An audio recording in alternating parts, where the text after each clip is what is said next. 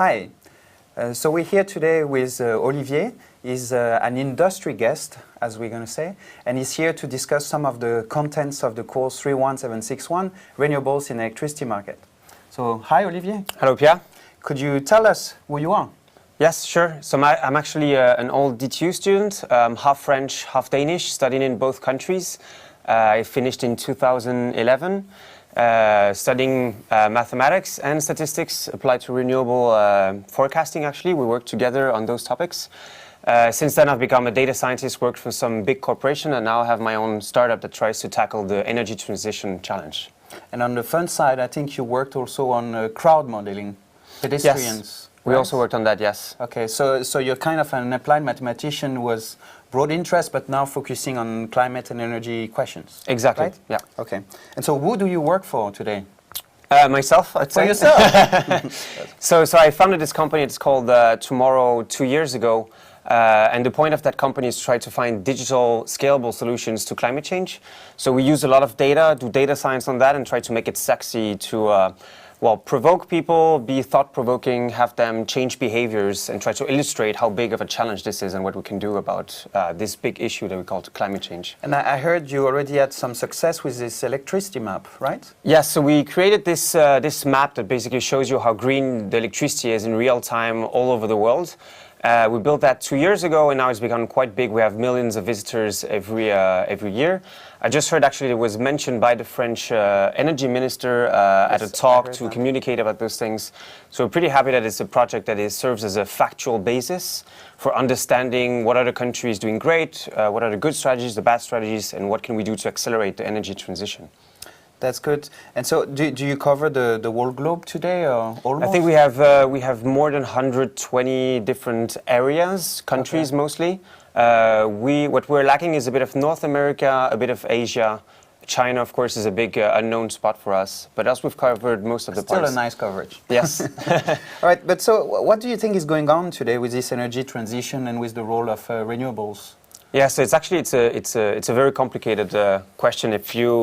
If I may, if you want to understand a bit the energy transition, I think you need to step a bit back and figure out what this is all about. Because if you look at the real challenge we're having is climate change, right? And the thing is, most of the emissions come from energy.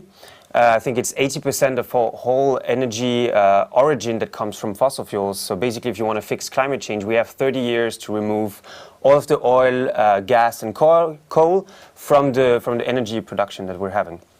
And if you think about it, the real challenge is that we used to have renewables before, right? We had ships that were sailing when we had to mold the grain. We used the windmills at that time, and then we discovered oil. And this oil is so powerful that we ended up putting it in cars and boats and planes. And so this got the whole economic. Just replaced everything else. Exactly. Yeah. So if you really want an energy transition now, what you really need to do is to figure out how do we remove those 80% of dirty stuff with something clean, without impacting the whole growth that we're having in the world. And that is really the challenge that we need to tackle. And if you want to know what's the status or what are the different strategies we're having, currently for low carbon energy, we have 3 big strategies. We have nuclear, which of course has a lot of problems with the waste. We have hydro, but in a country like Denmark, you're not going to start building mountains and then have some water falling. So that's complicated. So some countries are lucky, like Switzerland, Sweden, Norway already have this. And then the last one we have is wind and solar. But the big problem with wind and solar is what do you do when there's no wind? I mean, should we shut this camera off suddenly because there's no wind? Because we say, well, that's it, tough life, right? Exactly. So we need storage. And so this is sort of the complicated picture we have to shape for the future. All right, but do you think that we are at a cornerstone of this energy transition today? Yeah, you mentioned storage, you mentioned change of habits and so on. So you think now we have to act? It's like a right time. And it's not because we want to, right? We just have to. We just have to. And then what can we do as young engineers or young professionals to contribute to this energy transition? Oh, there's a lot of things. I'd say an entrepreneur. No? Yes, well, that's a bit, maybe I can tell a bit how I started, because what I started doing when I quit my last job before was just challenging everything that I knew about those things and trying to figure out, okay, how can we actually build a world that runs 100% on green electricity or energy? energy for that matter. And when you start questioning all those things, then you need skills as as putting data together, trying to make some back of the envelope calculations in order to figure out what is possible and what is not possible. Because a lot of things you will see in the world today, I'd say, are greenwashing. And so if you want to really understand what is happening and what we need to do, well, you need some pragmatic basics in physics and in data analytics in order to get those things right. Because else, well, anyone can tell things to you and you'd say, yeah, sure, that sounds reasonable, but we need to challenge it.